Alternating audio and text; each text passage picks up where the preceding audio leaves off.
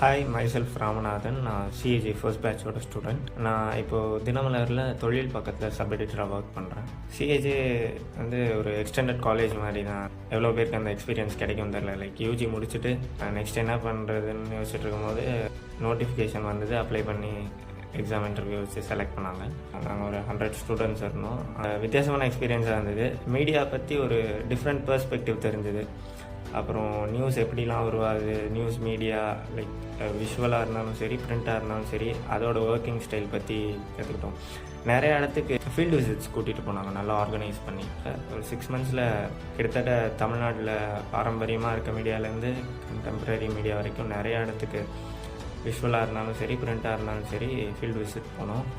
அங்கே போய் நிறையா தெரிஞ்சுக்கிட்டோம். பாலிட்டிக்ஸாக இருந்தாலும் சரி, சயின்ஸாக இருந்தாலும் சரி, ஸ்போர்ட்ஸாக இருந்தாலும் சரி, கண்டெம்பரரி பாலிசி இஷ்யூஸாக இருந்தாலும் சரி, எல்லாமே அந்தந்த ஃபீல்டு எக்ஸ்பர்ட்ஸ் வந்து